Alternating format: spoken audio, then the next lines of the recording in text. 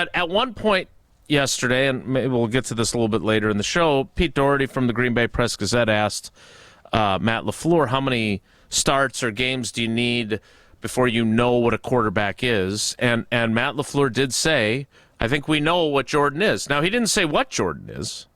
He didn't go into detail on what he thinks Jordan is.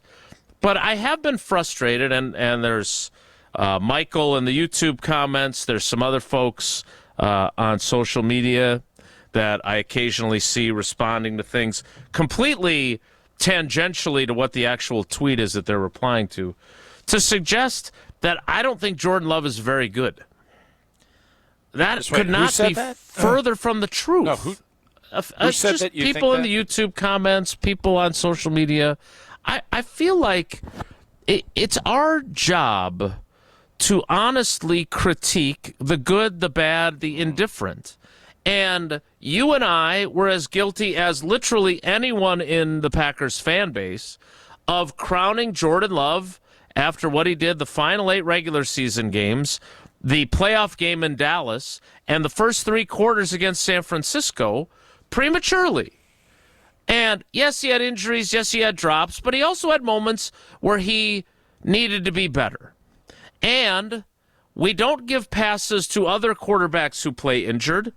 Aaron Rodgers, broken thumb 2022. Like, we don't. So my issue is, I think Jordan Love is a good quarterback. I saw Dan Graziano wrote about this when he did his all-32 team observation thing. He wrote that he thinks Jordan Love is very, very good, but he's got to be better for the Packers to get to where they need to go. And I'm not saying Dan Graziano listens to the show or reads what I write, but that's exactly what I've been maintaining. I don't think that's an unfair position to hold about Jordan Love. And his throw yesterday, with pressure in his face, regardless of whether or not it should have counted and he would have been sacked in a real game, was a magnificent, majestic, phenomenal throw. Under duress, 70 yards in the air, amazing. Now, he is also, in his last 5 quarters of playoff football, thrown 5 interceptions. That is also a fact. So I am going to stand on the same point again and again and again, and that is, this is a pivotal year to figure out who he really is. And Matt LaFleur can say he knows, but if he plays at the level we think he's capable of, but he hasn't done consistently, but if he plays at that level this year, they're going to be in an NFC Championship game playing for a trip to the Super Bowl. I believe that. Oh, wow. Bold. Yeah. What if he plays like he did last year? What are you going to say? All right, we're doing this show 6/12/2026, God willing. What are you going to say if he has almost the exact same season he had last year? Without injury problems? The exact same season he had last year. I'm going to keep saying that I think he's a good quarterback and they can win with him, but he's not a great quarterback. Which I don't understand why that's such a controversial take. It's not. It's not. But if it's a pivotal year and you have a lot of money coming due, I don't know when the outs are, and I'm not saying that's the case. What I'm asking is, if he has another season like this, not the last 6 games of 2024, 2023, whatever, 2020, whatever year it was. 2023, yeah. Mm-hmm. How are we going to address it? Because I think even how he played last year, and it was not consistent, you can win with Jordan Love playing that way. We want to see more. So when you keep saying it's such a pivotal year, I mean, yes, it would be awesome to see him take the Rodgers year 3 jump, the Favre year 3 jump. It's a big deal in quarterback circles. You're feeling more consistent. You know now how defenses are going to attack you. But he's going to be the quarterback for the foreseeable future here.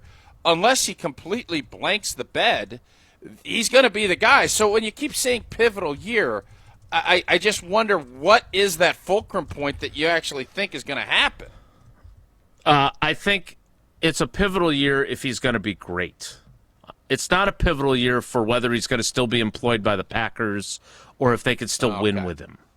But I do think that there are folks, and look, maybe they're right. I have no problem saying maybe they're right. But for the crowd that believes he is going to be an MVP, a Super Bowl champion, a multi-Pro Bowl, multi-All-Pro, that he's basically going to be Favre, Rodgers, Love, great player, great player, great player. Hall of Famer, I mean, that seems unfair to try and project that. But if you're in the crowd that believes he is going to be on par with those other two, then this is a pivotal year for him to show that he is capable of doing that for a longer period of time, more consistently, that he's able to elevate his team, right? There's a difference between we can win with him and we win because of him. Mm-hmm. And I'm not saying he has to be that guy, but if he's going to be the guy that a lot of people think he is or want him to be, this is a pivotal year. Yeah, I just look at it differently, and that doesn't mean, like, I'd love to see him be the MVP. And a matter of fact, after that throw yesterday, I can't wait to get down to Hard Rock Casino Rockford. I am excited about a little something on a really nice stretched out odds on an MVP, because it's so we'll see. But I'm just not going to panic. We've seen enough to know that he can be a big boy quarterback in this league. I know that. Now it comes down to, is he going to put the work in to be consistent? I don't have any question he's going to put the work in. I agree. I think he's got everything you need, and I think he's got the skill set to do it. And if he doesn't rip off an MVP year or have one of those big boy years, I don't think I'm going to be – I mean, will I be a little more discouraged? Yeah, maybe a little bit. But you continue to say this, but then when you make statements like this is a pivotal year, you always say growth isn't linear. It's right? not. Isn't that what you always say? Mm-hmm. So there are setbacks, and there are things that don't go according to plan. And at some point, it does have to come down to it's all about production. I think the biggest thing is he has to have a better understanding of what you need in every game. Not every game needs to be a 400-yard plus game. When you see a team that can't move the football and is inept, you maybe understand, I don't need to take some of these risks. I don't need to be and I know I keep coming back to the Clark Kent and Superman, but it's 100% right. Mm-hmm. Well, because it fits this so perfectly. It does. I agree. You just don't need to be caping it up all the time. And I think if you look at what Josh Allen did last year, I don't know how many years he's been starting, 4 or 5. He tried to Superman it 2 seasons ago, and he had Evan Cohen and national media saying he stinks because he kept averaging a turnover or 2 a game. You can't win that way. So when you have a game, hey, Patrick Mahomes on their side, and it's a shootout. Let's go. I got to rip it. I got to put my cape on. But then when you're playing, what was that quarterback's name? Wyatt Rippon from the Rams a couple years ago? Brett Rippon. Brett Rippon. I'm sorry, dude. You can hang in the phone booth for the day. Don't rip off your clothes. Keep the glasses on. Go write an article. Methodically win it and move on with your life. That's the understanding you need to have, and I think that's where I'm looking to see that growth more than I know he can rip it. I know he has the arm. I know he's got I know he's got everything you need. It's about learning what you need to do to win consistently in this league, and that takes some time.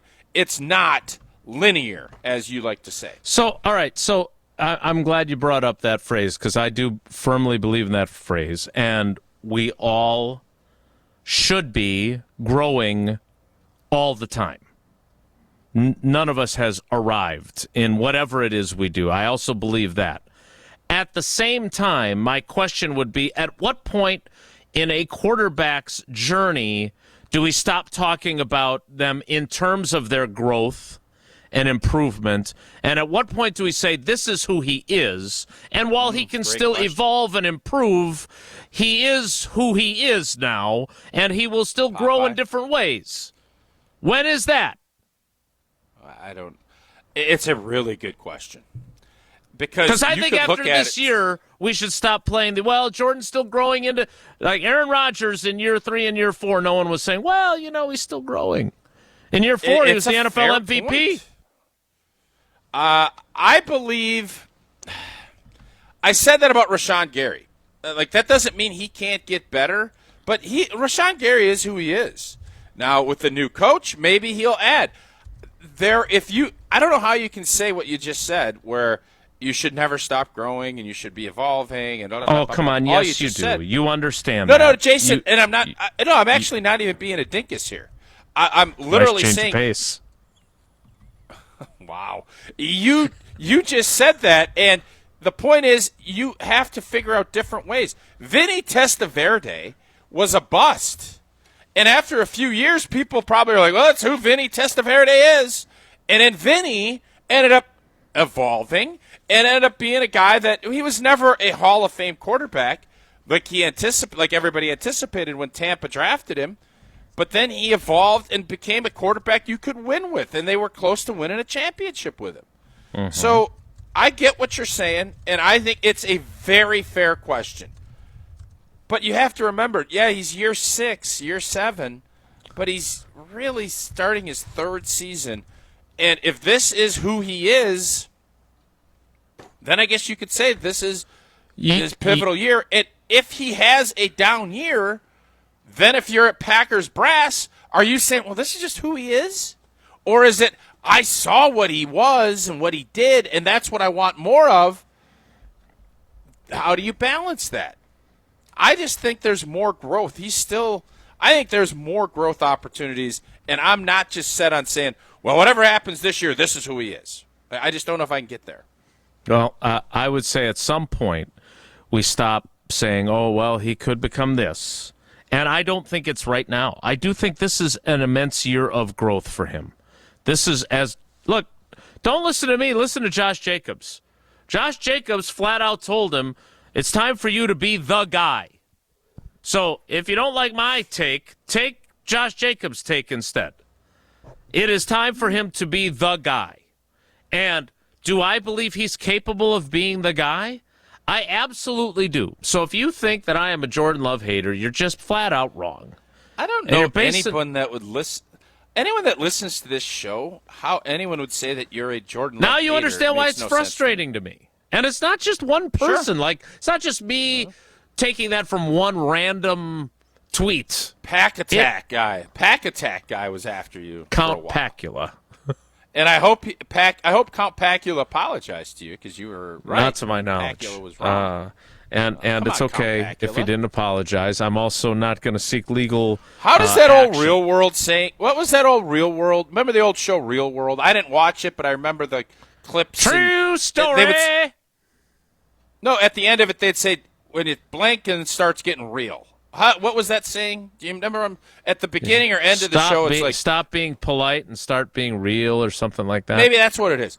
Maybe that's where we're at with Jordan. Right? I mean, I'd have to relitigate that quote. I don't know exactly what it was before I can confirm it. But as you were saying that thought popped into my head. Yeah. Again, I just think it's going to be a really interesting year. And if he stays healthy, I think he's going to play really well. So if you think that that's too negative for your liking, I don't know what to tell you. This is the true story of 7 strangers picked to live in a house, work together, and have their lives taped to find out what happens when people stop being polite and start getting real. There you have it. There you go. That's it. Well, that might be the story of the 2025 Green Bay Packers. I never thought Real World. Does that make him Puck? Wasn't he the instigator? I think he was part of. Again, that wasn't my jam. I just remember that saying, and I think that I don't believe that with the way things have went, this team needs to win the North. This team needs to win the North.